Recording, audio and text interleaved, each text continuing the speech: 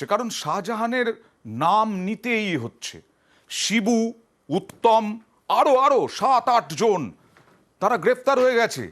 তারপরেও এখনো অত্যাচার চলছে সন্দেশখালিতে, এখনো ঘনিষ্ঠরা বাকি রয়েছে, অনুগামীরা বাকি রয়েছে, যাদের জন্য ঘর ছাড়া হয়েছেন এই বৃদ্ধা, এই বাড়িতে থাকতেন এক বৃদ্ধা।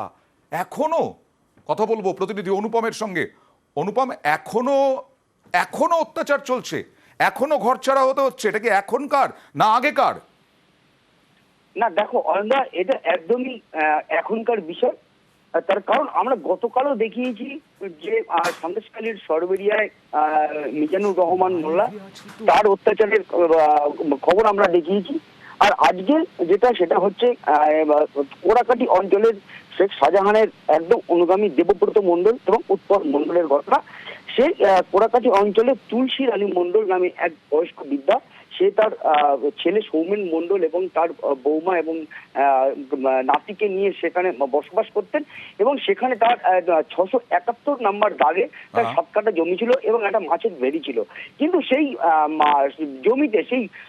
জমিতে নজর পড়ে দেবব্রত মণ্ডল এবং উৎপল মণ্ডলের।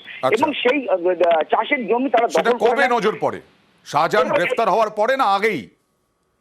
আগেই নজর পড়েছে এবং সেটা দখলও করেছে। এবং তারপরে কিন্তু এই যে তুলসী রানী মণ্ডলের যে ছেলে সৌমেন মণ্ডল, সে কিন্তু এই প্রতিবাদ করতে যায়, তার জমি ফেরত চাইতে যায়, তখন কিন্তু তাকে ধরে মারধর করা হয়, তাকে বাড়ি থেকে তাড়িয়ে দেওয়া হয়, এমনকি তাকে খুনেরও পর্যন্ত হুমকি দেওয়া হয়। এরপর কিন্তু ভয়ে সৌমেন এই যে বাড়ি ছেড়ে চলে গেলেন কবে বৃদ্ধা, কেন গেলেন, আমি একটু কথা বলবো তোমার সঙ্গে। আগে তার আগে তুলসী রানী মণ্ডল তিনি কি বলছেন একবার দেখাই। কাড়িয়ে নিয়েছে দেবব্রত মণ্ডল আর ওই উৎপল মণ্ডল, এরা কাড়িয়ে নিয়েছে। এরা ওই শাহজাহানের লোক। আচ্ছা, আমার ছেলে গিয়েছিল, ছেলে মারধর করে তারা মারধর করেছে, তারা পালিয়েছে। তারপর আপনি ছিলেন ওখানে? আমি নিয়েছি। আমার এখন হুমকি দিচ্ছে যে তোমার ঘের দেবো না, তোমার ঘের কাড়িয়ে নেবো, তোমার এই করবো ওই করবো। লাইছি এখন অনেক দূরে এসে নিয়েছি, এই গরিব মানুষগুলো বাড়ি ছেড়ে দিয়েছি। জমি জমা কেড়ে নিয়েছে, সব কেড়ে নিয়েছে, বাড়ি ছাড়লেন কেন অনুপম?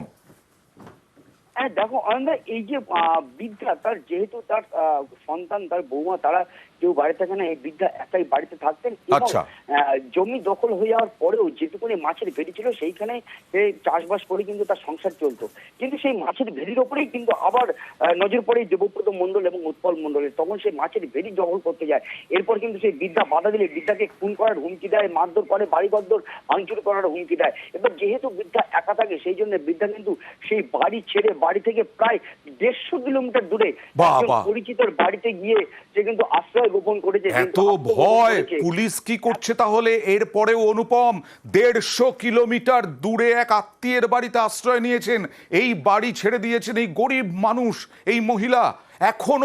এখনো চলবে এরকম? এই দেবব্রত মণ্ডল, উৎপল মণ্ডলের নাম উঠে আসছে, পুলিশ কিছু করবে না? আমি আসবো, অন্য খবরে আসবো। আমরা অবশ্যই পুলিশের পদক্ষেপ আশা করি।